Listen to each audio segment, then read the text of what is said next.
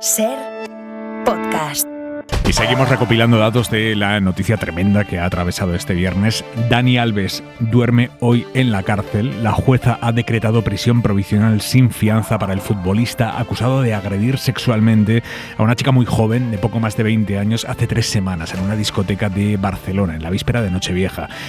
Alves ha ingresado esta noche, a última hora de la tarde, en la cárcel catalana de Brians 1. Está ahora mismo en el módulo de ingresos de Brians 1. Andrea Villoria. La jueza le ha mandado a la cárcel dada la gravedad de la agresión y del evidente riesgo de fuga que hay, ya que Alves no solo tiene dinero de sobras para huir, sino que no vive en España, sino en México, y es de Brasil, donde no hay convenio de extradición. Hoy Alves sí estaba en Barcelona, así que los Mossos le han citado a declarar en comisaría. Allí no ha querido entrar en detalles y ha negado la agresión, así que las investigadoras le han informado de que estaba detenido. Le han sacado de comisaría en un coche patrulla con cristales tintados para llevarle directamente ante la jueza, a quien los Mossos han presentado las pruebas que han ido recogiendo las últimas semanas, el informe del forense, declaraciones de los testigos y, sobre todo, las imágenes de seguridad. Tras escuchar a la víctima y al acusado, la jueza ha dado total credibilidad a la chica. Su relato contundente encaja con todo lo que vieron las cámaras y los testigos, mientras que él, dicen fuentes del caso, ha caído en varias contradicciones. La denuncia de la víctima, que como digo tiene poco más de 20 años, es estremecedora. Relata una violación con penetración y mucha violencia en la zona VIP de la discoteca, Andrea. Una violación en toda regla, insisten fuentes de la investigación. Pasó la madrugada del 30 de diciembre, víspera de Nochebuena, cuando la víctima, junto a varias amigas, fue a la discoteca Sutton. Las invitaron al VIP y acabaron en la mesa donde estaba Alves, que les ofreció bebida. Según el relato de ella, el futbolista se le fue arrimando, toqueteándola, hasta que acabó agarrándole la mano 2 veces para que le tocara los genitales. Después la llevó a un cuarto en una zona reservada sin cámaras, donde presuntamente la violó tirándola al suelo. Al salir, la joven se derrumbó. La atendieron en la misma discoteca, donde llamaron a los Mossos para llevarla al hospital. 2 días después presentó la denuncia. Los investigadores han ido recogiendo indicios suficientes de agresión sexual, pero ha sido sobre todo la declaración del futbolista en el juzgado lo que le ha llevado a la cárcel. Por lo tanto, Dani Alves está ahora mismo en prisión provisional sin fianza en la celda número 15 del módulo de ingresos de Brians 1, de la cárcel catalana de Brians 1. Y el club para el que jugaba hasta hoy Alves acaba de anunciar que lo echa, que le rescinde el contrato con efectos inmediatos. Yago de Vega, buenas noches. Hola Aymar, ¿qué tal? Muy buenas. Sí, es noticia hace tan solo 10 minutos. El Pumas mexicano, en una rueda de prensa, ha confirmado que rescinde de forma inmediata el contrato que tenía con el jugador brasileño. Habla el presidente del club, Leopoldo Silva. Con la información acontecida hoy sobre el proceso legal que enfrenta el jugador Daniel Alves y por el cual se encuentra detenido en España, hemos determinado comunicar lo siguiente. El Club Universidad Nacional ha tomado la decisión de rescindir con causa justificada el contrato laboral con el jugador Daniel Alves a partir de este día. Sobre la libertad sexual de las mujeres, vamos a analizar esta noche cómo son ya 244 los agresores sexuales que han visto reducida su condena tras la entrada en vigor de la ley del solo sí es sí. Pero antes, el día en 2 minutos, Marina Fernández. Con 2 decisiones en torno a la guerra de Ucrania, decisiones importantes todavía en el aire. En el plano militar, Zelensky insiste ante la OTAN en que necesita los tanques Leopard de Alemania para hacer frente a la invasión rusa. También Borrell, el jefe de la diplomacia europea. Creo que Ucrania necesita los tanques pesados que ha solicitado. Pero Berlín sostiene que son varios los países que se resisten por temor a posibles represalias de Putin, mientras España evita de momento el debate. Y en el plano energético, los 27 negocian cuánto extender medidas como la excepción ibérica. España y Portugal piden que se amplíe 1 año. La Comisión de momento propone la mitad, 6 meses. Ya sabemos quién va a sustituir a Jacinda Ardern en febrero para ser primer ministro de Nueva Zelanda hasta las elecciones. El hasta ahora ministro de Educación y líder de la Cámara, Chris Hipkins, de 44 años, que va a ponerse al frente también del Partido Laborista.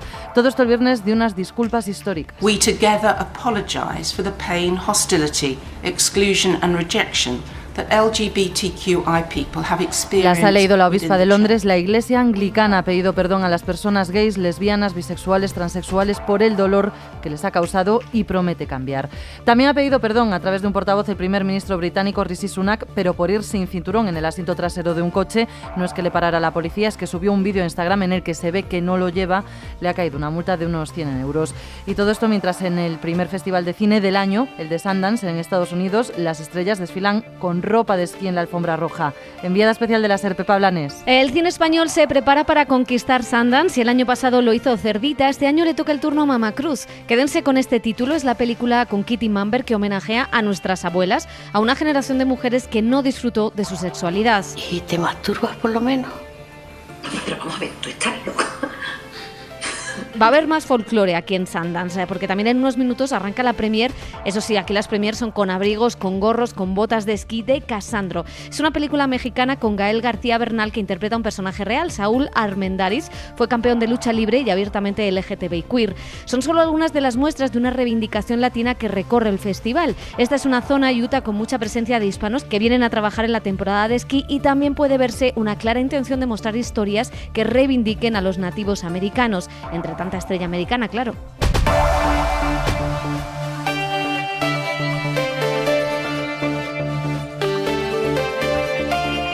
En la mesa del análisis esta noche la catedrática de Derecho del Trabajo y de la Seguridad Social, Lourdes López Cumbre. Buenas noches. Buenas noches, Aymar. El escritor Juan Manuel de Prada. De Prada, ¿cómo estás? Muy buenas noches, Aymar. Y el periodista de Infolibre Ángel Munarriz. Munarriz, muy buenas. Muy buenas, ¿qué tal? Y en la contra de Hora 25...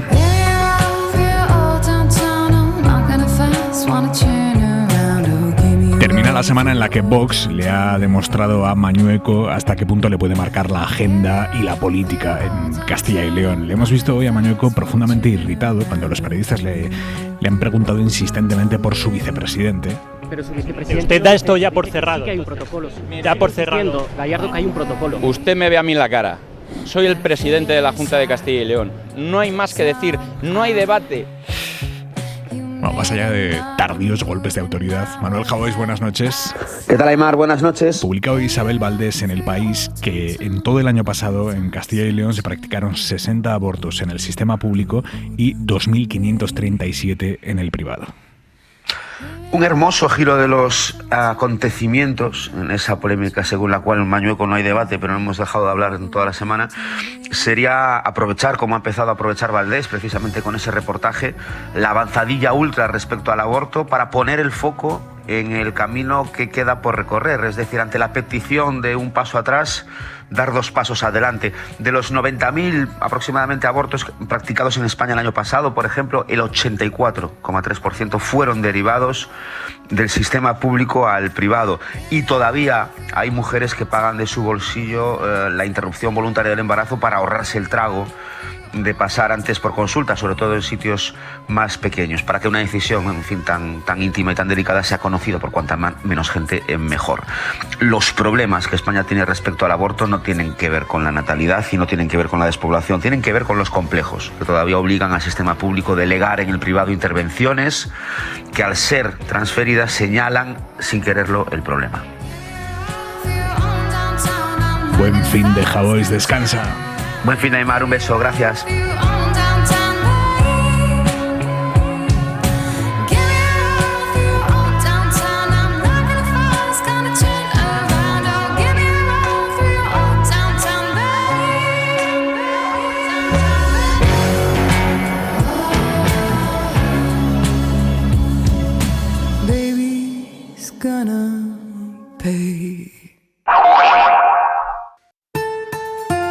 Hora 25. Aymar Bretos.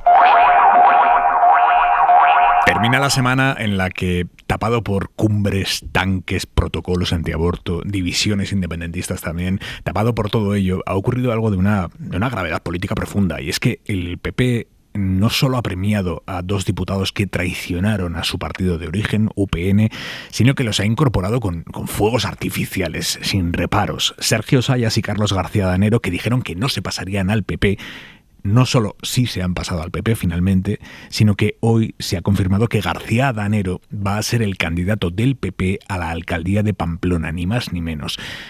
En palabras del coordinador general del PP, Elías Bendodo, el Partido Popular sigue incorporando talento a sus filas. Hoy, pues ya lo podéis ver, no es una sorpresa. Tenemos el placer de recibir aquí en la sede de los populares a 2 personas que suman. Esto lo dijo ayer Bendodo, incorporar talento. Javier Esparza, presidente de UPN, buenas noches. ¿Qué tal? Buenas noches. ¿Cómo están viviendo esta incorporación de talento por parte del PP? Bueno, ninguna sorpresa. Esto es algo que el Partido Popular tenía pactado con ellos desde febrero, cuando por la puerta de atrás, engañando a todos los españoles, con malas artes, con artimañas y con mentiras, pues el Partido Popular se dirigió a Carlos García Danero y a Sergio Sayas para que votaran en contra de lo que había determinado la dirección de UPN que había que votar en la reforma laboral. Sergio Sayas y Carlos García Danero dijeron que acataban la disciplina de voto, pero tenían pactado con el PP que finalmente nos iban a engañar a todos y iban a votar que no. Es decir, en ese momento el Partido Popular era socio de UPN, por lo tanto la deslealtad y la traición de Sayas y Danero es clara a su partido, pero también es clara la deslealtad y la traición del Partido Popular a una formación política muy humilde como es Unión del Pueblo Navarro, pero que siempre ha sido leal y desde luego que puede mirar a la cara de los ciudadanos sin ningún tipo de complejo, mirándoles a los ojos. ¿Reconoce al Partido Popular? Pues a mí esta manera de hacer política me parece, en fin, me genera náuseas. Es decir, yo no creo yo creo en el valor de la palabra dada, creo en los acuerdos que se cumplen, creo en que no se puede mentir, engañar a todo el mundo. Estábamos hablando de una votación de la reforma laboral que el Partido Popular plantea. Hemos conocido yo hace muy poquito, hace 15 días, Pablo Montesinos, que en aquel momento era el vicesecretario de Comunicación del PP, hace unos días en un foro universitario decía abiertamente que el PP llamó a Sayas y a Danero, que son de UPN, para que cambiaran el voto. ¿Por qué? Pues porque había unas elecciones en Castilla y León el domingo y necesitaban un golpe encima de la mesa para mejorar el resultado electoral. Es decir, estamos hablando que la reforma laboral daba lo mismo. Los trabajadores, la actividad económica, el empleo en este país daba lo mismo. Lo único que importaba era mejorar los resultados electorales del PP en Castilla y León, y para eso, en fin, pues ponen agua en la piscina a Danero y a Sayas para que se tiren a la piscina y hagan algo, bueno, pues que es total y absolutamente desleal con quien es el partido que les ha dado todo, pero además el propio Partido Popular, que es un partido que, en fin, que yo creo que tiene que responder a otra manera de hacer política, pues traicione de una forma vulgar a Unión del Pueblo Navarro. ¿Temen que la candidatura de Danero pueda hacerles daño electoral en Pamplona? Pues no, la verdad es que no. Es decir, aquí UPN es el referente del centro derecha en Navarra, no de ahora, desde hace muchísimos años. Nosotros las encuestas que tenemos, en fin, pues podemos estar hablando que en Pamplona UPN estará en 12 de 13 concejales y el Partido Popular está en 0,1. En el año 2015 el Partido Popular, que fue solo, se presentó solo en Navarra y por tanto en Pamplona, no sacó concejal en la capital de Navarra. De eso es de lo que estamos hablando, y yo creo que los navarros tienen muy claro que no van a premiar a alguien, en este caso como el señor Danero, que es capaz de engañarnos a todos, engañar a todos los ciudadanos, engañar a los medios de comunicación y llegar a ese acuerdo con el Partido Popular desde hace un año, para defender, pues yo entiendo que pues su puesto y su puesto de diputado, porque no se defiende ninguna otra cuestión. ¿Está decepcionado en lo personal, más allá de lo político? Le noto muy tocado. No, tocado no, yo la verdad que no estoy sorprendido, pero yo sí que, por lo menos creo que hay que contar las cosas como son, y creo que eso el conjunto de los ciudadanos lo tienen que saber, tienen derecho a saber la verdad, y eso es lo que estamos haciendo. Mi enemigo no es el Partido Popular, ni es Carlos García Danero, ni Sergio Sayas, es decir, en la realidad, pero yo sí que creo que los ciudadanos tienen que saber lo que ha ocurrido. En lo personal, pues son Carlos y Sergio son dos personas que han tenido la confianza de Unión del Pueblo Navarro desde hace muchos años. Han tenido la confianza también de Javier Esparza, y desde luego la deslealtad y la traición, pues yo creo que es absoluta y irreconocible. A partir de ahí, pues se va a dar la paradoja, fíjese, que Carlos García Danero, que es diputado por UPN, siendo diputado por UPN, se va a presentar a unas elecciones municipales con el Partido Popular contra UPN. En fin, yo esto, desde luego, no sé cómo se llama, pero en fin, creo que no es de recibo. Javier Esparza, presidente de UPN, gracias por estar esta noche en la SER. Ha sido un placer, muchísimas gracias. Ángel Munarriz, Lourdes López Cumbre, Juan Manuel de Prada, incorporar talento, lo llama el PP. Munarriz. Con su característica sonrisilla, Mendoza, muy bueno. Para eso, ni se inmuta. A mí hay dos cosas que me llaman la atención. La primera es escuchar a una voz de la derecha defender la reforma laboral, no estamos acostumbrados. Y la segunda es cómo una legislatura que ha sido salvaje en lo institucional, es decir, que ha volatilizado puentes a una velocidad de vértigo, en la que se ha producido el bloqueo del Consejo General del Poder Judicial, desde el PP se ha acusado continuamente de falta de legitimidad al gobierno, ha quedado eclipsado, que ha saltado por los aires el pacto de transfugismo, que es una herramienta, porque el transfugismo, habíamos dicho entre todos, además es uno de esos poquísimos pactos que habían firmado todos los partidos. El transfugismo es corrupción, es decir, el transfugismo es corrupción política y los tránsfugas han cometido corrupción política. La soltura y la frescura con la que se ha celebrado la ceremonia del fichaje de 2 tránsfugas por parte del PP y se les ha dado ya plaza a uno de ellos, y en Pamplona nada menos, aunque es verdad que allí no lo tiene nada fácil, no es ningún regalito lo que les han dado, pues dice mucho, o sea, ese pacto está muerto y no sé hasta cuándo, pero no es baladí, o sea, un sistema de partidos que se dice serio y consecuente aparta a los tránsfugas. Claro, esto viene de Murcia, ¿no? Y de cómo se paró la moción de censura de Murcia, para lo que hizo falta fichar tránsfugas, pero es decir, la manera ya absolutamente desprejuiciada y sin ningún tipo de complejo en la que se muestran como 2 fichajes de mercado de invierno a 2 tránsfugas, pues oye, en fin, es muy poco decorosa. Y termino, Pamplona. Lo que ha dicho Esparza en 2015 es que el PP no sacó ningún diputado, sacó 13, una barra suma, que no es mayoría absoluta. La mayoría absoluta la sumaban entre Bildu, que quedó primero de las fuerzas de izquierda, después el PSOE y después Jero Abay. Y es el PSOE el que permitió que haya un alcalde de UPN, en este caso de Navarra Suma, en Pamplona. Es decir, podría haber sumado una mayoría alternativa y podría ser alcalde de Bildu. Lo digo porque no siempre nos enteramos de todo, ¿no? Parece que el gobierno está rendido a sus pactos con Bildu. En algunos sitios les frena la posibilidad de, por ejemplo, haber llegado a la alcaldía de Pamplona. López Cumbre. Bueno, pues sin prejuzgar las palabras de Esparza, yo por de pronto no relativizaría el contenido de aquella votación, porque creo que con la reforma laboral nos jugábamos mucho, nos jugábamos un cambio de modelo de relaciones laborales y también un modelo de relaciones económicas. De hecho, recordad que salió por un voto y, por lo tanto, independientemente de que hubiera otra finalidad espuria, en ese caso el contenido era importante y un único voto podía haber hecho que esa reforma laboral tan importante para este país no saliera adelante. Pero yo retomo también la conversación y lo que acaba de decir Ángela. A mí me parece también muy importante hablar de tránsfuga sin perjuicio de que no tenemos bien definido ese concepto desde el punto de vista jurídico, más allá de un pacto de los partidos. Transfugismo, es decir, el pase de un partido político a otro ha existido siempre a lo largo de la historia. El problema es que la veleidad o la importancia pues ha ido cambiando también a lo largo de la historia. Antes los partidos políticos, generalmente un bipartidismo histórico, tenía, digamos, un pozo más de burguesía, más de intereses más cercanos, más próximos. Cuando los partidos políticos se convierten en partidos más clasistas, pero considerando el término clasista no de manera despreciativa, sino de clase, se convierten en modelos más ideológicos y, por lo tanto, el pase de un partido político a otro tiene una entidad más ideológica y, por lo tanto, tiene una consideración de representación política e ideológica más importante. Y de ahí que que uno se vaya de un partido a otro tiene una consideración, una connotación muy importante desde el punto de vista de representación. ¿Por qué se puede producir estos pases? Se pueden producir por muchas razones.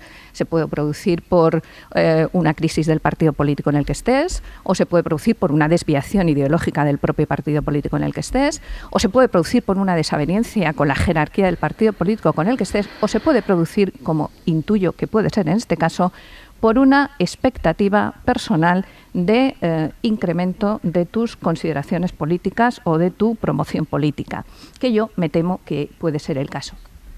Resultados o consecuencias, y con esto termino, Aimar. Las consecuencias, a mi juicio, son graves, porque, en mi opinión, se produce un deterioro de la gobernabilidad, porque esto le puede pasar a cualquier partido, por eso había un pacto antitransfugismo. Se produce, como bien decía Ángel, un incremento de la corrupción política, es ineludible. Se produce, pues una merma de la consideración de lo que es la representación política y, desde luego, a mi juicio, lo más importante, se produce un desgaste de la consideración democrática de un Estado de Derecho. Juan Manuel. Bueno, vamos a ver, yo como sabéis no soy partidario de la disciplina de partido. Sí, siempre lo has dicho.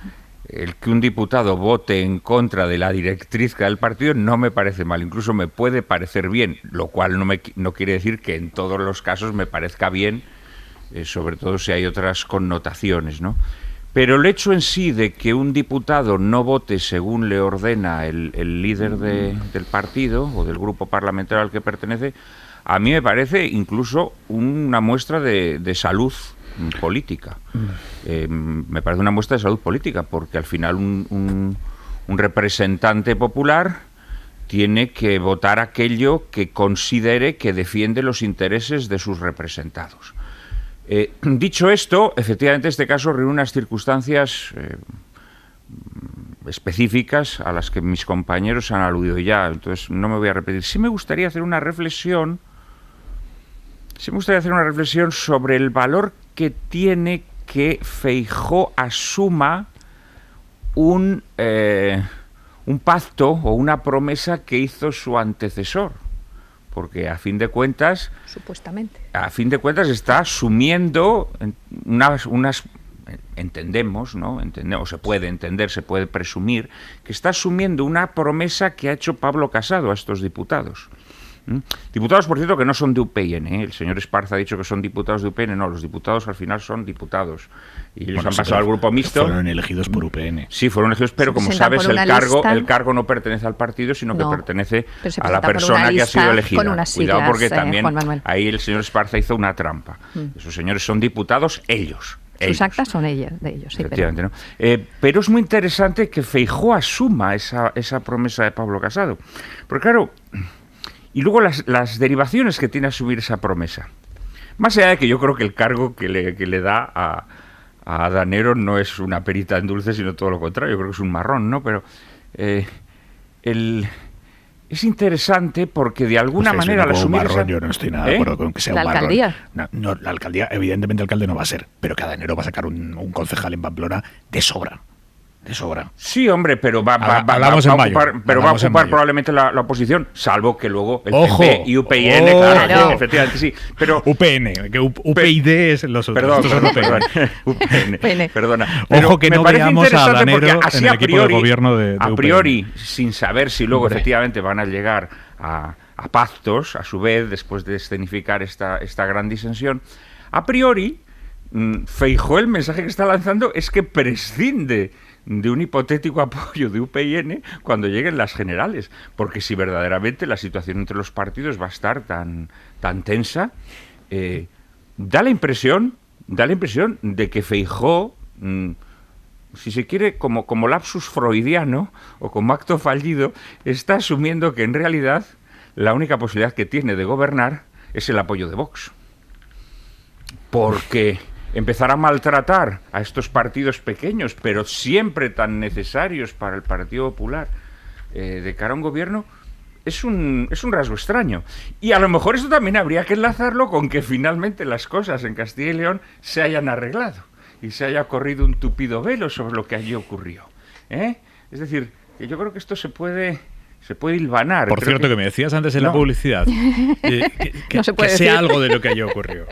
Sí, hombre, sé, pero evidentemente, bueno, el presidente de Castilla y León, en un momento en el que todos pensamos que evidentemente está mintiendo, sin embargo, él se afirma y se reafirma en que nunca se llegó a ese pacto en concreto, ¿no?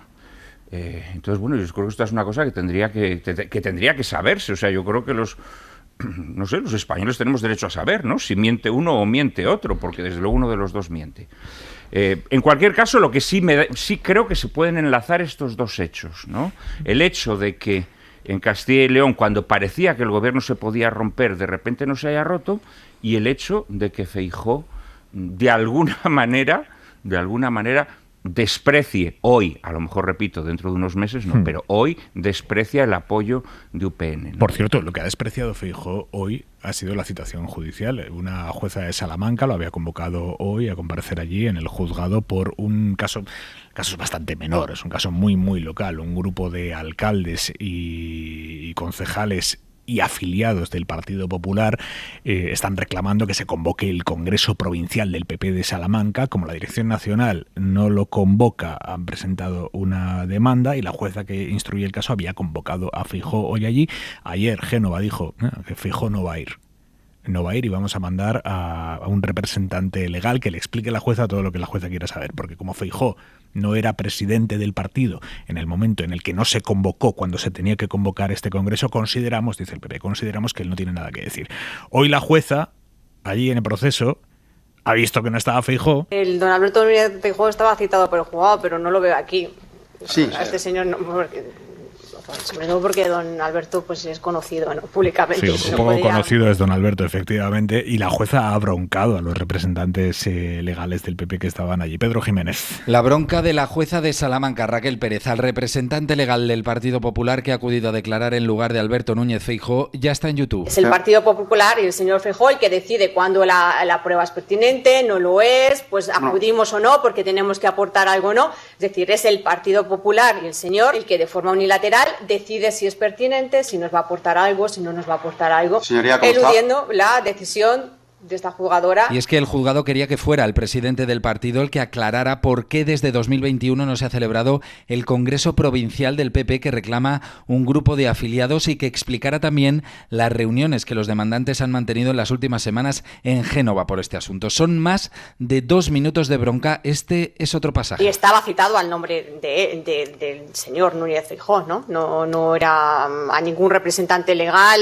letrado. Le vuelvo a repetir, ustedes eran plenos conocedores de que la persona que estaba citada era el señor Alberto... En condición de representante legal. Es decir, que si el Partido Popular, en este caso don Alberto Núñez Feijóo, nos ha personado esta mañana, es porque no lo ha estimado por conveniente, porque estaba citado él, no estaba citado el señor que está enfrente de mí. Es el Partido Popular el que me dice que es que no me tiene nada que aportar, pues entonces la persona que estaba citada, que era el señor Feijóo, pues que hubiera venido y me hubiera dicho, es que yo no sé absolutamente nada de este asunto. Los demandantes han pedido a la juez que, tal y como prevé la ley, acuerde que Alberto Núñez Feijóo reconozca los hechos al no presentarse y que se le imponga una multa. Bueno, la jueza no ha aclarado si volverá a citarlo o qué piensa hacer. Hoy Feijóo tenía otros planes, no le venía bien el juzgado en Salamanca. Hoy Feijóo se ha ido a Fitur y allí lo hemos visto pues, con Mario Vaquerizo. ¿Qué hacer conocer? ¿He dicho que eres el mejor o qué?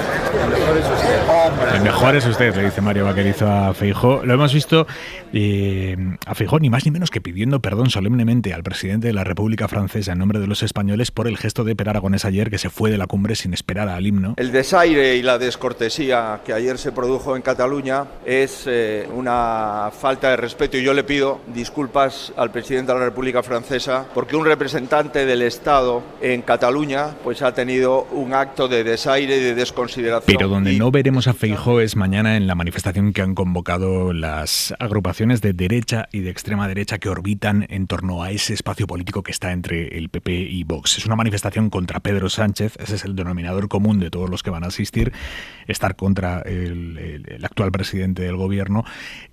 Asisten con una convocatoria en la que denuncian, y esto es literal, un plan que permanece oculto a los españoles y que avanza hacia una mutación constitucional por cauces ilegítimos. Esto de un plan que permanece oculto a los españoles y que avanza hacia una mutación constitucional, estas frases de tinte conspiranoico, esto viene en la convocatoria. El PP está haciendo equilibrismos políticos con esta manifestación. No quiere una nueva foto de Colón, no quiere salir en la foto con Abascal, no quiere responder por los gritos extremistas que probablemente se escucharán mañana, como han ocurrido en convocatorias de esta índole anteriores, pero al mismo tiempo tampoco quiere que le puedan achacar el borrarse como la derechita cobarde. Así que han dicho que apoyan explícitamente la manifestación, pero Feijóo no va. Apoyan explícitamente la manifestación, pero mandan al número 4 del partido. Mariela Rubio, buenas noches. ¿Qué tal? Buenas noches. Sí, el PP dice respaldarla absolutamente, pero da perfil bajo a su representación en esta manifestación, que aunque se celebra en la madrileña Plaza de Cibeles, en realidad es la tradicional convocatoria de la Plaza de Colón. Promovida por varias asociaciones, entre ellas la de Rosa Díez, contará con la presencia de Vox y Ciudadanos, con Abascal y Arrimadas a la cabeza, pero con una representación discretísima del PP. Ni Feijóo, ni su número 2, ni su número 3 acudirán. La delegación estará encabezada por los vicesecretarios Miguel Tellado y Pedro Rollán. También asistirá la portavoz del PP en el Parlamento Europeo, Dolors Montserrat, el candidato a la alcaldía de Barcelona, Daniel Sirera, o la presidenta de Nuevas Generaciones, Beatriz Fanjul. Preguntado por su ausencia, así respondía Núñez Feijóo. Hay un apoyo inequívoco del Partido Popular a la manifestación de la sociedad civil y entiendo que no es una manifestación que deben de patrimonializar los políticos, sino que deben de apoyar las formaciones políticas que la comparten. Compartimos la manifestación, apoyamos la manifestación y los protagonistas de esa manifestación es la sociedad civil. Todos los varones del PP han secundado la posición de su líder, que se vuelve a borrar de una foto de las tres derechas. En su equipo recuerdan que Feijóo nunca ha acudido a una manifestación junto a Vox y menos ahora, reconocen, tras el pulso con los de Abascal en Castilla y León. Equilibrismos, Munarriz. Muy Rajoy, ahí Feijóo. Entiendo a Feijóo, es decir, fichar a Borja Semper un lunes y el viernes de la semana siguiente fotografiarte con Mayor Oreja en María San Gil, o ir a una manifestación que sale expresamente de ese entorno, ¿no? Porque son ellos los principales promotores y Vidal Cuadras. Pues puedo entender que Feijóo quiera evitarse esa foto. Hay un punto de incoherencia en que no vaya, lo hay. Es que lees el argumentario de la manifestación, el manifiesto y la nota de prensa, etcétera, y estás leyendo lo que dice Feijóo. Hay un plan por parte del gobierno para desmontar el Estado de Derecho. Lo está efectuando deliberadamente, en connivencia con socios que están contra España, y o lo frenamos ya, o la democracia española y la propia nación están en peligro. Es el discurso de Feijóo. Vox lo puede verbalizar, digamos, con mayor tremendismo, pero también es el discurso de Feijóo. No va por las compañías, porque ya sabemos lo que es esto. Esta es la foto de los periódicos del domingo y las imágenes de los telediarios de los sábados. La imagen del aguilucho y la fotografía del aguilucho no te la quita nadie. Las imágenes carpetobetónicas de todas estas manifestaciones tampoco. Es un entorno donde se va a decir Pedro Sánchez criminal, Pedro Sánchez asesino, veremos algún eco de las caceroladas de Núñez de Balboa. Es que Feijóo prefiere otra cosa. Él y sus fondos celestes diciendo cosas muy neutras. Es decir, es que puedo entender que Feijóo huya de allí por estética, pero por coherencia con su propio discurso, lo que dicen estas organizaciones parece sacado del discurso del propio Feijóo. De Prada. Bueno, yo es que creo que Feijóo es evidente que se cree santo, porque solamente los santos tienen el don de la bilocación. Entonces, claro, mostrar su apoyo inequívoco, pero luego mandar una alegación absolutamente de subalternos casi desconocidos, pues hombre, no sé, es una cosa un poco estrafalaria, ¿no? Sospecho que Munarriz dice que es una decisión personal. Yo no lo sé si él no es ya rehén de los asesores de imagen y demás, ¿no? No sé, es evidente que si obra así es porque piensa que eso es bueno para sus intereses. No lo tengo tan claro. Creo que se le percibe como un tibio, como un hombre que es incapaz de mostrar determinación y de mostrar lo que opina sobre las cosas. Rajoy. El Apocalipsis tiene un versículo terrible, ¿no? En una de las cartas a las 7 iglesias, en donde dice: porque eres tibio, ni frío ni caliente, te vomitaré de mi boca. Bueno, no sé, yo pienso que Feijóo se está engañando, porque si de verdad esa manifestación por alguna cosa la considera repudiable, debe decirlo a los españoles, debe decirlo, asumiendo el riesgo de decir eso a la gente de derechas, ¿no? Pero a lo mejor si lo explicas bien, la gente de derechas lo entiende.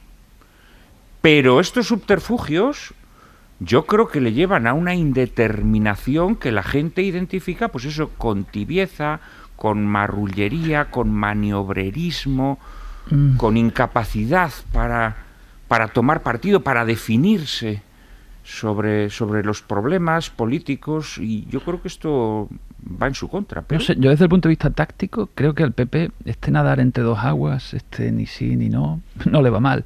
Ya lo digo, desde el punto de vista de la coherencia tengo mis dudas, pero mira, Juan Manuel Moreno en Andalucía estuvo 3 años pactando presupuestos con Vox a cambio de decisiones muy delicadas, en terrenos muy delicados, ¿no? Género, inmigración, le dejaban poner a Vox sus obsesiones ideológicas en los pactos, y luego hizo una campaña como si no los conociera, como si se los acabara de cruzar. Lo votaron los suyos, lo votaron parte de los de Vox y lo votó gente la del PSOE. Pero la proyección de las elecciones autonómicas, las elecciones nacionales, pero, Munarriz, pero sabes. Feijóo está buscando esa cuadratura del círculo, O sea, no descarto pactos con Vox, al mismo tiempo en determinados momentos critico a Vox, no me hago la foto con Vox, Y bueno, tú creerás que hay gente que lo percibe como tibio, y seguro que la hay, ¿eh? No, pero vamos a, como si tibio, como indeterminado. O sea, no quiero decir que... no quiero que tibio se identifique con moderado. Cuando hablo de tibio me refiero a indeterminado, ¿no? A indeterminado. Es un estilo también, un estilo personal, un estilo político, sí, que pero es un intenta representar. Lo que pasa que es verdad que le podía funcionar en si la autonomía y quizá no en el Estado. Roto, si el gobierno en Castilla y León no se ha roto, es porque el señor Feijóo ha dado la orden de que no se rompa. Esa es la realidad. Entonces... ¿Opinión o información? ¿Opinión o información? Hombre, sentido común. Sentido común. Opinión, entonces.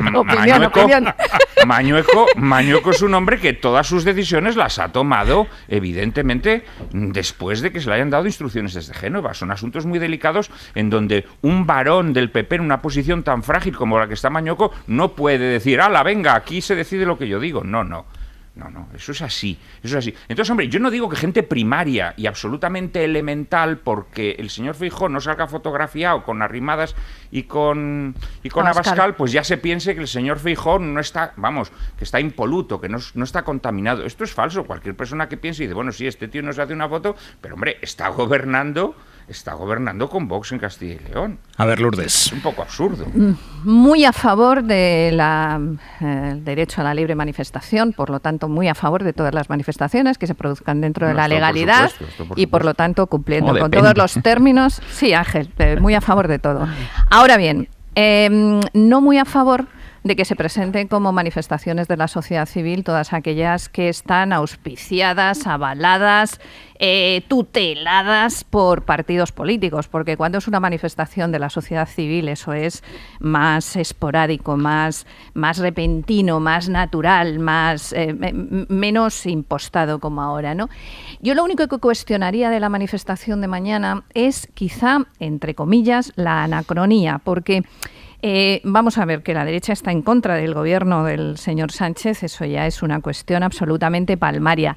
El problema es que dicen crisis institucional, justo cuando en estos momentos más o menos la crisis institucional se ha venido resolviendo, por ejemplo lo que ha ocurrido en el Tribunal Constitucional, y la única que queda pendiente es por el bloqueo que en principio es imputable al Partido Popular. ¿Crisis económica? Pues sí, cierto, pero todas las instituciones internacionales están reconociendo los pasos importantes que está dando España. ¿Crisis social? Pues probablemente, pero hemos visto cómo en Cataluña, por lo menos la situación, pues se ha venido normalizando o pacificando hasta el punto de que ayer se convirtió en un punto de referencia a nivel internacional. Entonces, el por qué y el ahora es lo que yo cuestionaría. Claro que uno puede hacer una manifestación y por supuesto puede estar en contra del gobierno de Sánchez, pero no sé si es el mejor momento y no sé si no ha habido otros momentos más interesantes. O sea, si hubiera entendido que se saliera a la calle por la malversación, por la ley del sí, por lo que fuera, una cosa puntual y coyuntural que moviera mucho más o tuviera un entorno, digamos, mucho más acumulativo de ideología. Pero en este caso, la verdad es que los términos generales es lo que me hacen sospechar que, pues que es algo que tenía que ocurrir, pero nada más. Hay toda una serie de grupos que están muy movilizados. El que la convoca es un foro que se llama Libertad y Alternativa, que es de Vidal Quadras. Hay otros pocos grupos que a la mínima que consideran que se acumula una serie de elementos suficientes para recuperar el espíritu de las manifestaciones que hubo durante la pandemia, que a mí me resonaban mucho, aquellas que hubo en la primera legislatura de Zapatero, ¿no? De la nación en peligro, pues las montan. Son gente que está como muy cerca de Vox, tienen también un pie cerca del PP, sobre todo esta rama ayusista. A mí que Ayuso haya dicho que no va, me parece bastante significativo, la imagino descendiendo el loor de multitudes si apareciera. Y son gente que está a la mínima esperando arrastrar un poquito a los partidos a esas posiciones muy tremendistas. Son absolutamente impermeables a todos los argumentos que tú has dicho que podrían hipotéticamente desmontar el argumentario que ellos llevan. Por supuesto, a que haya una buena situación económica, o muchísimo más impermeables a la idea de que en Cataluña se haya conseguido algo, en absoluto.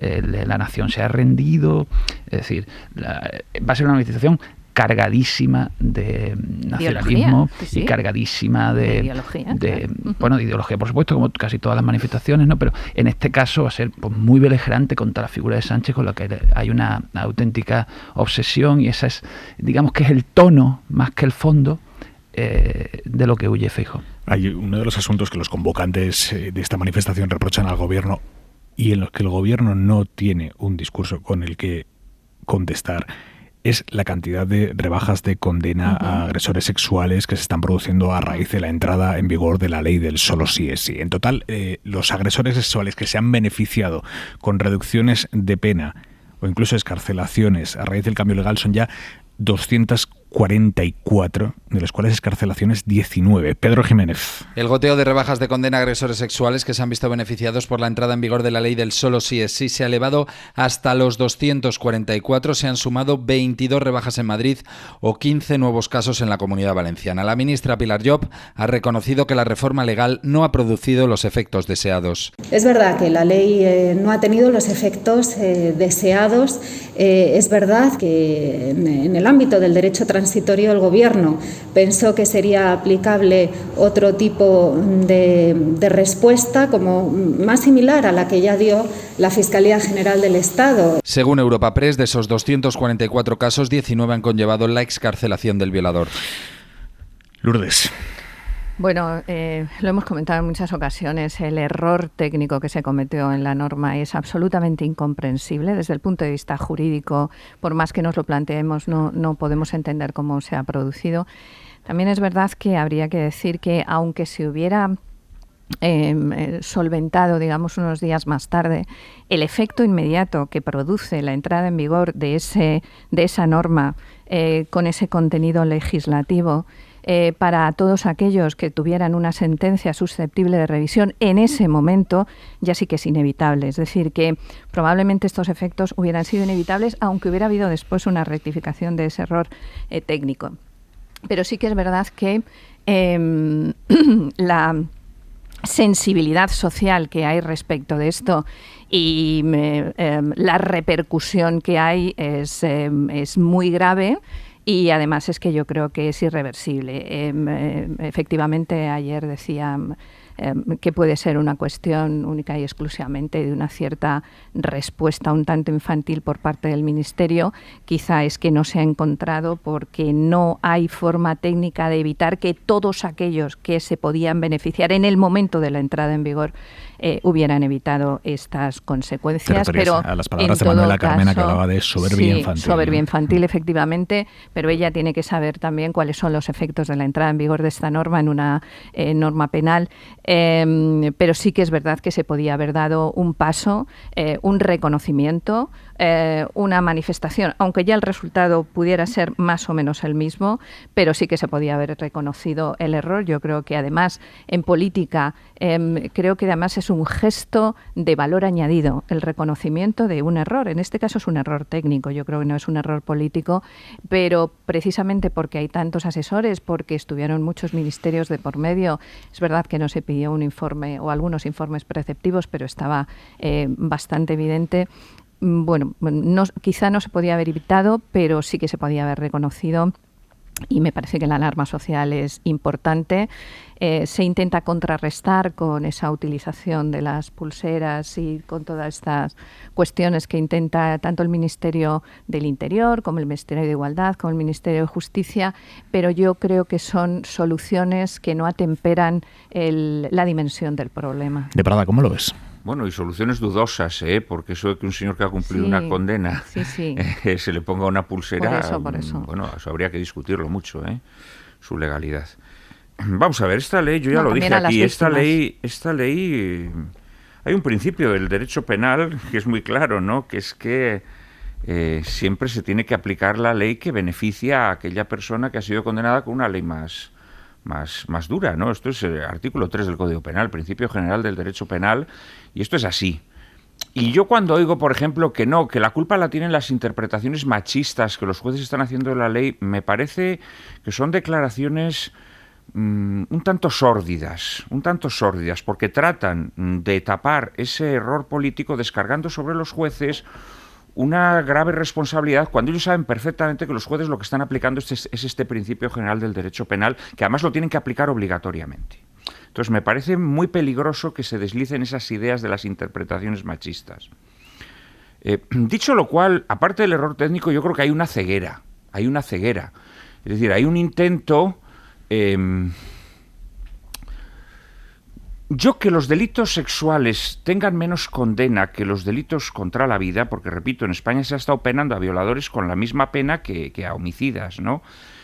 A mí esto me parece plenamente defendible. Es decir, los delitos sexuales atentan contra un bien muy valioso, pero indudablemente menos valioso que la vida. Entonces es natural que tengan una pena algo menor. Yo creo que esto se puede defender con tranquilidad, Pero yo creo que en la elaboración de esta ley hubo una ceguera que era querer también ascender el rango de los delitos sexuales más leves, agravarlos, y los fusionaron con los delitos sexuales más graves. Y yo creo que esto, aparte de torpeza técnica o de un error técnico, yo creo que también hay una ceguera ideológica. Bueno, hay una ceguera ideológica de considerar todo delito sexual muy grave, y fundirlos todos. Me vas a permitir de todas formas dos cosas, Juan Manuel. Una, estamos considerando la ley, valorando la ley exclusivamente por esto, que es muy importante y que además hay una agravación social, pero la ley tiene cuestiones que son verdaderamente significativas de progreso social, de libertades sexuales para la mujer, de defensa de la mujer, de información de la mujer. Entonces, la ley es mucho más que una disposición final que efectivamente modifica el Código Penal y que tiene esta incidencia por la que estamos hablando. Eso por una parte. Y por otra, es verdad lo que dices en cuanto a la elaboración de las penas, pero se han tenido muy en cuenta todos los textos internacionales que nos obligaban de alguna manera a hacerlo. Había que considerar, y lamentablemente hoy tenemos un caso muy próximo y hemos empezado esta tertulia Alves, ¿no? Con el de Dani Alves, precisamente, en donde es absolutamente aplicable la ley del sí es sí. O sea, lo importante es el consentimiento en cualquier acto de situación de libertad sexual. Si el consentimiento explícito derivado de las circunstancias se puede entender, entonces a partir de ahí podemos hablar de agresión, podemos hablar de violación o podemos hablar de una libertad sexual consentida. Entonces eso es un paso muy importante en la norma y eso es lo que hace que la tipificación de estos delitos y las condenas derivadas de estos delitos haya generado esta discordancia, pero estoy absolutamente de acuerdo contigo en que los jueces lo que están haciendo es aplicar esta norma. Es verdad que si se hubieran redactado algunos preceptos de otra manera, a lo mejor el sentido de la interpretación podría haber sido distinto, porque tú dices que hay un principio general, pero también hay una modulación de esa interpretación, pero ciertamente los jueces lo único que están haciendo es aplicar esta norma. Es que a mí me parece peligroso que desde, no sé si exactamente se puede decir desde el gobierno, pero digamos desde ámbitos gubernativos se lance esa idea. De que los jueces están haciendo una lectura o una interpretación machista de la ley. Por favor, es un principio general, Y luego esa discusión, perdónanos Ángel, además, en el que todos estamos de acuerdo. Perdónanos Ángel, lo siento. Esa discusión en donde el juez quiere legislar y el legislador quiere juzgar es muy delicado. Es una cuestión que venimos desarrollando desde el punto de vista de investigación científica prácticamente desde el derecho romano, pero que lamentablemente se sigue dando en nuestros días. Tenemos sentencias en donde lo que nos dicen es cómo tenemos que legislar y tenemos legisladores donde nos dicen cómo hay que interpretar y aplicar la ley. Y no pueden ser, son operadores jurídicos distintos que tienen que tener cada uno su papel y en su medida. Dale, Monarriz. Yo al pie de lo que dice Lourdes, de los aspectos elogiables de la ley, yo creo que se ha hablado mucho. Ángel, de esta ley se ha hablado mucho de aspectos elogiables. Es más, nace en un contexto de opinión pública enormemente favorable. Nace a la estela del asunto de la manada. Se ha hablado muchísimo de cómo nos equiparaba, o sea, cómo obedecía a los mandatos internacionales en este terreno. El problema es que llega un momento en el que se hace absolutamente inocultable y reclama muchísimo protagonismo para los medios y para la opinión pública, un elefante en el salón tamaño XXL, y es que están produciéndose las consecuencias de eso. Decenas y decenas, ya vamos por más de 200 rebajas de condena, en algunos casos excarcelaciones de delincuentes sexuales en una ley que es contra la delincuencia sexual. Joder, es que es un patinazo, es un patinazo político. De todas maneras, claro. Ya la última vez que coincidimos aquí en este mismo plató, sí, pero no la van a rectificar. Que plató es en la tele. Bueno, perdón, en este estudio, tienes toda la razón. Juan Manuel está muy acostumbrado a la tele. A los focos ya. Y yo dije que no lo iban a rectificar. Lo dijiste con un cierto fatalismo. O sea, de alguna manera estamos aceptando el sostenella y no enmendalla, claro, ¿no? ¿Por qué? Lo que ha hecho Pilar Llop, que me parece, digamos, un paso al frente con respecto a lo que había, consecuencias no deseadas en el derecho transitorio. Eso está más medido. Es lo más parecido que hay en autocrítica hasta ahora, porque realmente, a pesar de que el gobierno, digamos, el presidente, la parte de eso, había rechazado la forma en la que Irene Montero había atribuido a los machismos de los jueces la interpretación en el sentido de rebajar condenas, nadie había ofrecido realmente una alternativa de discurso a eso. Era más bien, bueno, pues me escondo un poquito y espero que pase el temporal. Y el temporal se alarga. Y cada día, tal. Entonces, esto cuando ocurrió, recuerdo que hubo debate, ¿no? Esto que es una tormenta de una semana, a mí siempre me dio la impresión de que, de manera quizá injusta con lo que es el contenido global de la ley, sin duda favorable, pues esto se iba a alargar, porque es que en los asuntos que inciden en lo que a su vez es una imagen preconcebida de un sector de la sociedad, y es que la gente, digamos, joven, de izquierda, de lo que encarna Podemos, ¿no?, tiene muy buenas ideas, pero gobernar es muy difícil, ¿no? Ese prejuicio enlaza con un error que no es ni siquiera un error de carácter ideológico, es un error de carácter técnico, ¿no? Y cuando eso ocurre, es decir, cuando se junta el hambre con las ganas de comer, la idea preconcebida con hechos que parecen darle la razón a esa idea preconcebida, es, yo creo, muy destructivo para la imagen del político responsable, ¿no? Entonces, cuando además, como no tiene remedio, porque desde que está un minuto en vigor esa ley, lo que estamos viendo, lo hubiéramos visto aunque hubiera habido una rectificación posterior, asumir la responsabilidad que es, pues asumir la responsabilidad es, ahí hay cargos de por medio que tienen que caer, sino qué responsabilidad asume. Si una vez que dices me he equivocado, es un error, cada día tienes que cargar con la nueva información que sale de una rebaja de condena. Pero es que esa información no se va a cortar, además, es que no se va a cortar. Bueno, en algún momento tendrá que parar, quiero decir. Primero, algunos de esos criminales... No he visto la curva, pero probablemente la curva esté bajando, ¿no? Por pero es que cuando se piense que está terminada... Imagínate, por ejemplo, ahora uno de estos criminales liberados... La curva no sé cuál es la tendencia que tiene a partir de ahora, pero en este momento, hoy hemos conocido decenas y decenas, hoy solo, hoy. No será la evolución que va a tener las próximas Los abogados penalistas exigieron desde el primer momento la rebaja de la revisión de las condenas, pero la expresión, Ángel, de consecuencias no deseadas del derecho transitorio es absolutamente rigurosa. El problema es que pone de manifiesto que el derecho transitorio podía haber sido otro. Ya, pero bueno, las consecuencias no deseadas se pueden prevenir y se pueden reparar. Abierto para que sea este, y una vez que es este, pues toca explicarlo. Claro, bueno, das un paso al frente, admites que es una consecuencia no deseada, está bien, pero este es un asunto en el que hay el típico divorcio entre el lenguaje político y lo que la gente ve en la calle. La gente en la calle tiene muy claro, muy claro, que ha habido un error, que sí ha habido un error. Algunas de las personas que han sido beneficiadas por la ley han cometido crímenes especialmente repugnantes, y eso inevitablemente siempre va a ser pasto mediático. Pero no te digo nada si encima alguna de estas personas que salga de la cárcel beneficiándose con esta ley vuelve a delinquir. Ni lo digas. Claro, es que... Hora 25, seguimos. Y empezamos a cerrar este viernes 20 de enero con la que es sin duda la noticia del día, noticia de impacto. Dani Alves, el jugador del fútbol, el jugador ex del Barça, ha ingresado en la cárcel de Brians 1 en Barcelona. Está en prisión provisional sin fianza, acusado de violar a una chica de poco más de 20 años hace unas semanas en una discoteca de Barcelona, la noche del 30 al 31 de diciembre. Nos dicen fuentes del caso que sus contradicciones ante la jueza han sido decisivas para que ella haya decidido enviarlo a prisión provisional, insisto, sin fianza. Y es una decisión que ya tiene consecuencias también deportivas. Los Pumas, el equipo en el que Alves jugaba hasta hoy, lo ha echado. Marina. La jueza ha decidido meterlo en la cárcel por la gravedad de la presunta agresión y el evidente riesgo de fuga. Alves vive en México, tiene medios económicos y es de Brasil, país con el que no hay convenio de extradición. Esta mañana, aprovechando que estaba en Barcelona, los Mossos lo han citado a declarar, ha negado la agresión y lo han detenido para llevarlo directamente ante la jueza, que ya tenía sobre la mesa las pruebas de esta investigación que dura semanas. Informe forense, declaraciones de testigos e imágenes de seguridad seguridad de la discoteca indicios suficientes para acusarlo de agresión sexual. Fuentes de la investigación insisten en que el relato de la chica es el de una violación en toda regla. Fue a la discoteca Saturn con varias amigas, las invitaron a la zona VIP y acabaron en la mesa de Alves, que les ofreció bebida. Se fue acercando cada vez más hasta que acabó agarrándole la mano para que le tocara los genitales.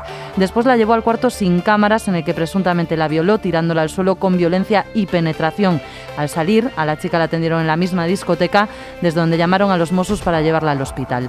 La jueza le ha tomado declaración a ella primero y después a Alves y ha decidido su ingreso en prisión. Según fuentes del caso, el relato contundente de la presunta víctima encaja con todo lo que captaron las cámaras, mientras que él ha caído en varias contradicciones y esto ha sido clave para que Alves pase la noche en la cárcel.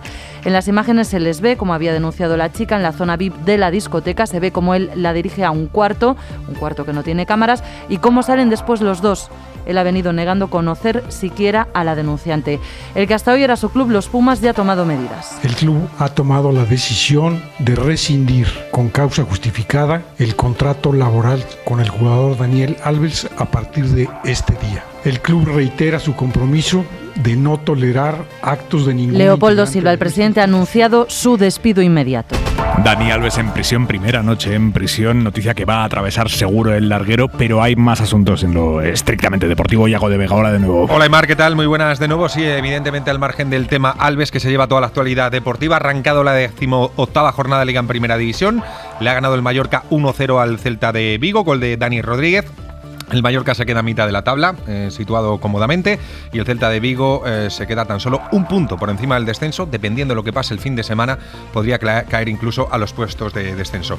Y tenemos horarios ya para las eliminatorias de cuartos de final de la Copa del Rey. Miércoles, día 25 de enero, 9 de la noche, Barcelona-Real Sociedad, y a las 10 de la noche, el mismo día, Osasuna-Sevilla. Y para el día siguiente, jueves, día 26 de enero, a las 8, Valencia-Athletic de Bilbao, y a las 9, el derbi madrileño, Real Madrid-Atlético de Madrid, que va a coincidir en horario con el Real Madrid-Barcelona de Euroliga, que se disputa también en Madrid, unos a las 9 de la noche, otro a las 9 menos cuarto. La verdad es que no se entiende. Yo solo tengo que decir que se prepare el Barça el miércoles, que vamos con fuerza. Nada, ya está. Punto. Bueno, ya le ganasteis al Real Madrid una eliminatoria de Copa 3-4 en el Bernabéu, ¿sí? Vamos con todo. Iago, hasta luego. Del clásico no de la semana pasada no hablamos. No, de ese no quieres que hablemos. No, si quieres hablamos. Yo en el momento que acabe ese partido lo borro de la mente. Perfecto. Igual que la final de Copa. La ropa para el fin de semana. Jordi Carbó, buenas noches. Pensaba que me vas a preguntar ya por el tiempo de ese partido, que no, pero si lo vamos a ganar, a mano, no sabes, ¿no? Que lo vais a ganar vosotros, venga, hombre, ya. No, yo soy Churrusquín también. Ah, ¿qué me dices? Ah, ¿no lo sabías? No lo sabía yo esto. Desde que ganó las 2 primeras ligas, sí. Que a muerte con ellos. Carbó de la Real, ¿eh? Ahora me caes mejor aún. Venga, vamos allá. Más que la ropa, vamos a recomendar algunas actividades que mejor no hacerlas este fin de semana. Pasa lo duro del temporal, pero ahora vienen sus derivadas que atañan igualmente peligro. De entrada, abstenerse de hacer actividades de alta montaña, sobre todo en los Pirineos y prácticamente en todos los sistemas montañosos, por 2 cosas. Riesgo de aludes, hoy ya se han producido varios, pero es que en el Pirineo va a haber ventisca. Eso quiere decir vientos de más de 100 km por hora, con nieve que reducirá la visibilidad a 0 por esta ventisca que levantará la nieve, de manera que mejor esperarse. Habrá otros momentos para practicar deportes de alta montaña. Y mucha atención también en carretera, porque el fin de semana se va a caracterizar sobre todo por el frío. Hoy han subido las temperaturas, pero van a bajar mucho, de manera que la noche del sábado al domingo va a ser la más fría de lo que llevamos de invierno, y en muchos casos de muchos inviernos atrás. Es decir, vamos a tener heladas en todo el interior peninsular, de norte a sur, incluso en algunos puntos del Mediterráneo, especialmente en Cataluña. Ha llovido, ha nevado, se deshace la nieve. Eso quiere decir que muchísima atención en carretera, porque las placas de hielo van a ganar protagonismo. Las tardes serán soleadas, pero aún así el frío se mantendrá en todo momento. Hasta el lunes, Carbón. Adiós. Hora 25. Aimar Bretos. La justicia procesa por supuesto fraude a Francisco Serrano, el hombre con el que Vox irrumpió en el Parlamento de Andalucía, el ex juez con el que fueron aquellas elecciones que fueron las primeras elecciones triunfales de Vox en la política nacional. Ahora es el momento de decir alto y fuerte quiénes somos y que hemos llegado para quedarnos. Primer diputado electo de Vox en el Parlamento andaluz, Francisco Serrano. La auténtica Andalucía por el cambio. porque ya estaba bien de entrar en bucle. Nosotros somos los que vamos a propiciar el cambio, la mejoría, la reconquista. El voto útil ha sido... Francisco Serrano está procesado por delitos de estafa y por defraudar supuestamente dinero de subvenciones del Ministerio de Industria. Bueno, subvenciones no, un préstamo del Ministerio de Industria, en concreto 2,5 millones de euros que recibió como préstamo del Ministerio y que supuestamente desvió a otro tipo de gastos que no tenía nada que ver. Es una investigación que nace gracias al trabajo periodístico que llevasteis a cabo, Munarriz, en Infolibre y concretamente tú. Ayúdanos a entender bien el caso. Bueno, es una empresa que monta Serrano con un socio, hay un segundo socio, pero no tiene participación accionarial. Montan una empresa en 2016, piden una subvención, un préstamo a industria para construir una fábrica de biocombustible en Niebla, en Huelva. Lo hacen engañando a industria, porque le imputan a la empresa, que se llama BioWood, unos fondos que en realidad no tiene, lo hacen asignándole a la empresa una maquinaria que dicen que tienen, pero en realidad no tienen. Sin ese engaño no hubieran conseguido el dinero, 2,4 millones de euros. Es la primera pata del posible fraude. La segunda es que el dinero, pues no está claro cuál ha sido su destino. No todo ha ido, es decir, la mayoría no ha ido a la nave en la que se iban a fabricar los pellets, solamente en algo más de 500.000 euros. Lo demás lo está buscando el juez. Entonces hay dos patas. El dinero se consigue mediante un engaño y el dinero no acaba donde tenía que haber terminado, ni tampoco es devuelto a industria. De esto empezamos a informar en 2019, a raíz de lo cual se abrieron primero una investigación policial que luego cogió el fiscal finalmente los tribunales. Él dimitió en 2020 como parlamentario. El caso ha continuado y ahora se cierra la instrucción y se le procesa a él y a sus dos socios por estafa y por fraude de subvenciones. Está a un paso del banquillo, va a ser juzgado por estos dos delitos muy probablemente. Bueno, termina una semana en la que ha salido a la luz, lo adelantó el Confidencial, la inspección de trabajo a las 4 grandes consultoras, las llamadas Big Four, por imponer a sus trabajadores jornadas maratonianas, especialmente a los recién llegados, a los juniors, jornadas, semanas con picos de más de 80 horas y sin pagarles las horas extra, obviamente. La investigación, como digo, la adelantó el Confidencial. Ha habido registros en las sedes de las 4 empresas.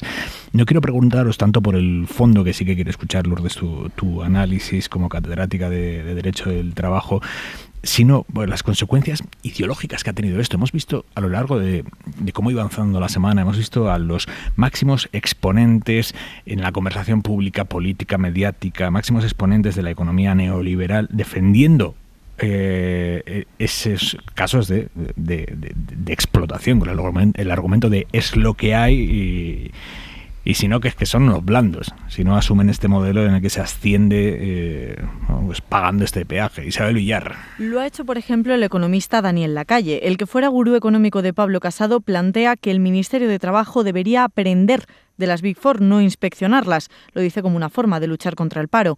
Juan Manuel López Zafra, director de Economía de la Comunidad de Madrid, cree que irte a una de estas empresas para acabar recurriendo a un sindicato porque trabajas muchas horas es aún peor que comprarte un ático y quejarte porque está en el último piso. Eso ha escrito en redes sociales. Y el que más se ha explayado es el economista Juan Ramón Rayo. ¿Por qué tantas personas rechazan tan frontalmente el modelo de relaciones laborales de las llamadas Big Four? Que ha publicado un vídeo con el elocuente título en defensa del modelo laboral de las Big Four.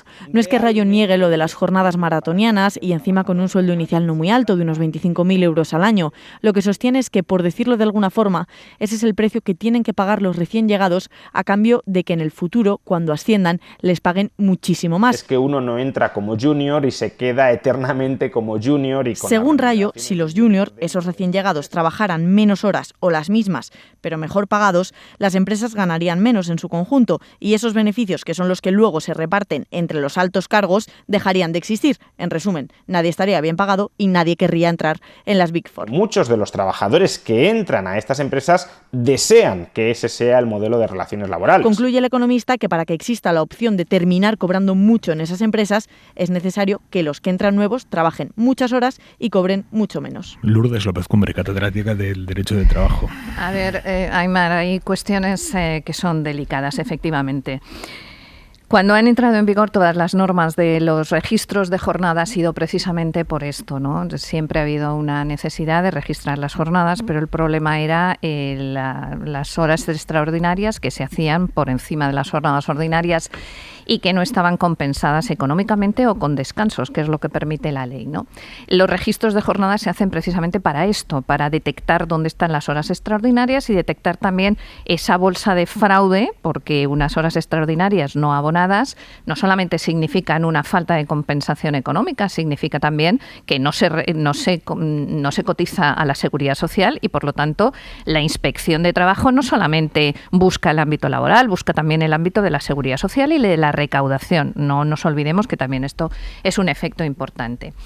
Y, por supuesto, la aplicación de la ley es una aplicación de la ley generalizada y generalizable.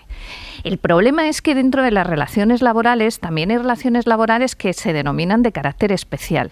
Y hay algunas de ellas, por ejemplo, la abogacía, es una relación laboral de carácter especial, que está dentro de la normativa laboral, que está dentro de lo que es el Estatuto de los Trabajadores, pero que tiene su propia normativa porque se tiene que adaptar. De la misma manera que los convenios colectivos adaptan la legislación laboral a las necesidades que tiene cada sector, hay sectores, como en este caso los sectores profesionales, que pueden tener otro régimen. Pues los abogados, por diferentes razones, tienen unos horarios distintos, tienen una forma de compensación distinta, tienen unos pactos, digamos, de fidelidad o de permanencia o de no competencia distintos, es decir, no es lo mismo una actividad en la abogacía que una actividad aquí en el ámbito del periodismo. Eso hay que entenderlo también, que la aplicación no puede ser idéntica. Dicho esto, efectivamente, todo lo que sea un exceso por parte de la ley hay que perseguirlo. Se le ha acusado al Ministerio de estar buscando dónde está el fraude de ley, pero es que el Ministerio y la Inspección de Trabajo tiene como función principal buscar el fraude de ley y no lo hacen más porque no tienen más medios personales, que si tuvieran más medios personales lo buscarían. Ahora bien, yo también creo que hay que ser conocedor de cada uno de los sistemas, porque en muchos de estos casos no puedo hablar de ellos porque desconozco cada una de las situaciones, pero sí puedo hablar de otros en donde hay una compensación económica a cambio de una utilización, digamos, más flexible del tiempo de trabajo, ¿de acuerdo? Y eso cada vez se está imponiendo más. El hecho de que, bueno, si tú tienes un cliente, eres un abogado y el cliente tiene un horario distinto al tuyo porque está en Estados Unidos y tú tienes que responder una llamada, pues eso entra dentro de tu propia contraprestación económica. Por lo tanto, hay que aplicar las normas, pero hay que aplicar las normas, por supuesto, dentro de lo que es la limitación de las mismas, pero también teniendo en cuenta el sector en el que se aplica. Dicho esto, si se ha incumplido, pues efectivamente tendrán que admitir todas las sanciones. Es verdad que los modelos a veces de negocio tienen que basarse en una serie de criterios conocedores por parte de todos, pero lo que no podemos hacer es decir que un becario, por ejemplo, pues no tiene unos determinados derechos, o una persona que entra no tiene unos determinados derechos. También conozco sectores en donde las personas que se inician, independientemente de la promoción profesional que tengan, se inician con unos salarios muy por encima de lo que suelen ser los salarios comparativos a esas mismas edades en otros sectores. Munarriz. Sobre el trasfondo ideológico de la conversación que se ha suscitado luego, a la que aludías tú al principio, sí, Aimar, yo no me engaño en este sentido. O sea, yo creo que en la sociedad española la idea de que los derechos laborales, los sindicatos, son realmente frenos para la eficiencia, que no se sabe muy bien hasta qué punto merecen la pena y que uno tiene que estar dispuesto a tragar lo que sea. Yo creo que eso está bastante transformado en sentido común, ¿eh? Es decir, Rayo, La Calle, el Club de los Viernes o los 4 de FAES pueden ofrecer la versión más caricaturesca, o son los referentes ahí que vemos más fáciles de criticar porque lo exponen de manera muy cruda, pero por abajo eso, sin necesidad de articularlo tanto ideológicamente ni de acudir a referentes de la escuela de Chicago, aquí hay gente, o sea, la mayoría, yo no sé si la mayoría, quizás eso es precipitado, mucha gente tiene interiorizado que te exploten durante buena parte de tu trayectoria profesional es un peaje ineludible. O sea, la ley de la selva tiene ya una parte de sentido común, creo yo, en la sociedad española. Eso es al menos lo que yo observo en la conversación, en las actitudes, en cómo la gente planifica sus experiencias, sus trayectorias profesionales. De perdón. Vuelvo a ti, Lourdes, ahora, ¿eh? Sí. No, vamos a ver, a mí no, me parece indignante. Se ha hablado, cuando habéis expuesto la noticia, de 80 horas semanales. 80 horas semanales, si cuentas que trabajan sábado y domingo, es que ya son 11 horas y media al día, pero es que si quitas sábado y domingo yo ya no sé las que son, o sea, ya no sé 16. Las que son, o sea, son bestialidades, Vamos a ver, no. Esto yo creo que es un abuso muy grave, ¿no?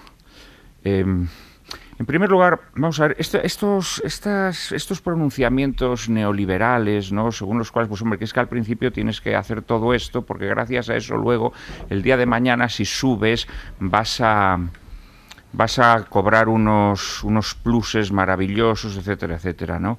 Bueno, aparte que esto es una engañifa para tontos, para ilusos, naturalmente, ¿no? Porque el 99% llegan muy pocos de los que empiezan. No van a disfrutar de esos pluses porque no van a llegar a esos puestos. Pero es que, aparte, el mero hecho de que plantees como algo normal que un joven que está iniciando su andadura profesional tiene que ser exprimido y ordeñado monstruosamente para que en la cúspide de la empresa haya unos tíos que ganen unos pluses terroríficos, es que eso en sí mismo es inicuo. Es inicuo, porque en una empresa sana, por supuesto que a mayor asunción de responsabilidades, eso tiene que estar más remunerado, pero las diferencias de sueldo entre los que están abajo y los que están arriba, pues tienen que ser moderadas. Y pues a lo mejor yo no digo, sí, que uno que está en la cúspide cobre, por ejemplo, 10 veces más que el puesto más bajo, pero no 100 ni 1000, como ocurre no solo en estas empresas de consultoría. Pero lo decimos también de los bancos, ¿no? Quieres decir, lo decimos de los bancos también, ¿no? No, de muchísimas empresas en España. Muchísimas claro, empresas, no solamente son las Big Four. Y eso es una vergüenza. Y eso hay que combatirlo. Y eso hay que combatirlo con leyes. Por otra parte, no debemos olvidar una cosa. Toda esta gente que defiende estas jornadas abusivas, lo mismo que la gente que defiende que no haya descanso dominical, etcétera, etcétera, son esas personas que piensan que las personas somos máquinas. Somos como lavadoras, ¿no? Entonces tú a la lavadora le das al botón, la lavadora funciona, termina, le vuelves a dar al botón y así, ¿eh? Y eso es falso. Los seres humanos, para poder rendir, tenemos que dedicar un espacio al trabajo, tenemos que dedicar un espacio al descanso y tenemos que dedicar un espacio a ser personas. A mantener relaciones. Solamente una cosita, Aimar, por responder a Ángel. Y todo esto es antropología básica, en mi caso cristiana, pero creo que universalmente aceptable por personas de cualquier ideología. Solamente los psicópatas defienden estas barbaridades. Dale, Lourdes. La evolución de la tendencia, digamos, tecnológica no nos lleva a eso, pero bueno, ya lo discutiremos otro día. Pero lo que decía Ángel de la explotación laboral, que me preocupa, precisamente para que no haya esa percepción interiorizada en la sociedad, Ángel, yo creo que los sindicatos son absolutamente esenciales para el control y la fiscalización de ese tipo de explotación. Yo creo que la intervención normativa también lo es, y también creo que las empresas están cambiando su percepción, independientemente que haya sectores donde eso se pueda establecer, pero las empresas están también cambiando la percepción porque se dan cuenta de que con esa explotación laboral, al final, lo que consiguen es lo contrario de lo que quieren, y no tienen un sistema productivo saludable, y no tienen un sistema productivo competitivo, y no tienen un sistema productivo en donde puedan tener todo tipo de capacidades en un mundo globalizado. Entonces yo, efectivamente, no lo voy a ocultar, existe, pero yo creo que cada vez está más contenido, y también os podría hablar de la posición de los jóvenes, que cada vez están pidiendo en determinados sectores menos retribución, más calidad de vida, más conciliación de su vida personal y más satisfacción de lo que es su proyección personal, más allá de lo que es la promoción profesional. Venga, os digo una cosa, me encanta este debate. Os emplazo a los tres al viernes que viene a tenerlo ampliamente, ¿no? Ángel, ¿os parece? Munarriz. Te dejaremos, Ángel. Os voy a traer hasta encíclicas de los papas. Así me gusta. Sí, me gusta. Os voy a traer hasta encíclicas de los papas. Mira, lo que os traigo yo es un aniversario, un centenario. Mañana, 21 de enero, se cumplen 100 años del nacimiento de Lola Flores, centenario de la faraona, la mujer que lo puso todo patas arriba, todo. Dani de la Fuente. Me considero artista del pueblo, yo bailo para el pueblo, soy la tierra misma, soy del pueblo, completamente del pueblo. ¿Cómo me la maravillaría yo? ¿Cómo me la maravillaría yo? ¿Y cómo me la maravillaría yo? ¿Cómo me las maravillaría yo para hablar de Lola Flores? Si me queréis aquí, si me queréis algo, irse. Y no caer en los tópicos, pero es que ella es un mito, todo tópicos y clichés, frases memorables. No sé cómo entrarte. ¿Tú eres homosexual o mariquita. Que forman parte de nuestro imaginario colectivo, también del de los gays. Yo admiro a mis gays. Y nosotras tenemos el deber moral para con los seres humanos que son ellos, de darles mucho cariño y mucho sitio. A tu vera siempre haz la verita tuya. Nunca antes una artista o una folclórica con la influencia de Lola Flores mostró tanto cariño al colectivo LGTBI, abriendo camino a otras como Sara Montiel o Rocío Jurado. Con Rocío Jurado me llevo que quita sentido. Con María Jiménez, con Macié, con Maritrini. Ay, yo me llevo bien con todo el mundo. ¿Y con la Pantoja? ¿También? Bueno, también. Lo que pasa... Con Isabel no tanto, dicen que porque le quitó el novio a su hija Lolita. Autógrafos y unos pasos de flamenco y olé a cargo de Lola Flores. Fue pionera también en jugar al fútbol femenino en este partido de folclóricas contra Finolis. Fue una verdadera lástima que el seleccionador nacional no lo presenciara porque habría resuelto todos sus problemas. Habló abiertamente de prostitución o de violencia machista. La faraona, pura raza, una leona. Tú lo que quieres que te coma el tigre, que te coma el tigre, mi carne morena. Porque tengo más fuerza que Chernobyl. ¿Tú te acuerdas de Chernobyl, que ha dado la energía esa? Que se fue, bueno, con más fuerza que Chernobyl. Con esa fuerza se atrevió a cantar, a bailar, a actuar e incluso a pintar. No se puede hacer de todo en la vida. Te da una rayita un día y no pasa nada. Te fuma un porro y no pasa nada. Te puede emborrachar un día de vino tinto y no pasa nada. Todo se puede hacer en la vida con método. Recorrió el mundo entero, la elogiaron en todos sitios e hizo mucho dinero con ese método. Pienso si una peseta diera a cada español, pero no a mí, a donde tienen que darla, quizás salía de la deuda y después yo no sé, me iría al estadio con todos los que han dado esa peseta o esas 100 pesetas para tomarme una copa con ellos. Pionera también en abrir un crowdfunding por sus deudas con Hacienda, como Shakira.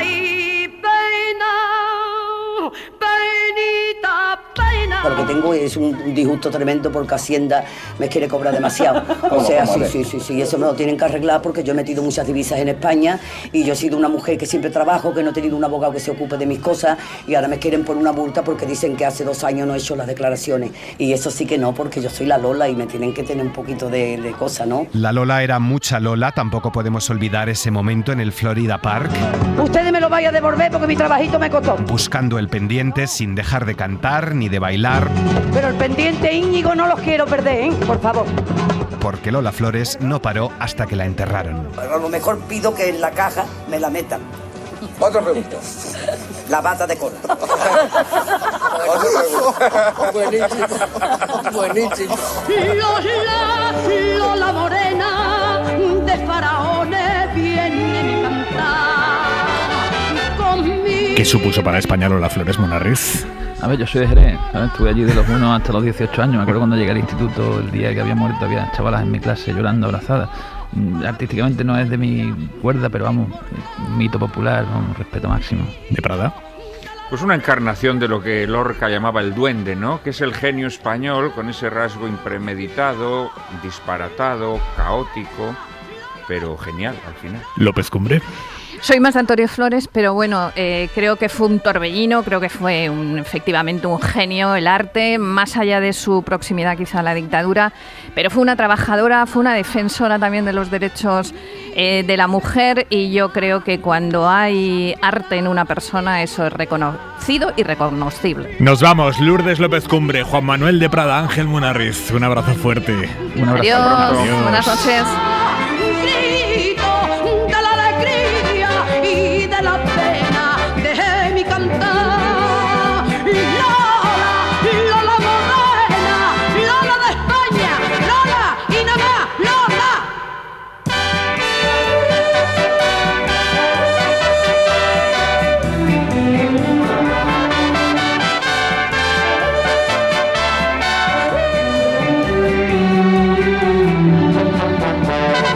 Flores de mi apellido para mi España grande e inmortal, grito de la alegría y de la pena dejé mi cantar. Lola, Lola morena, Lola de España, Lola y nada más, Lola. Hora 25, con Aimar Bretos. Suscríbete a Hora 25.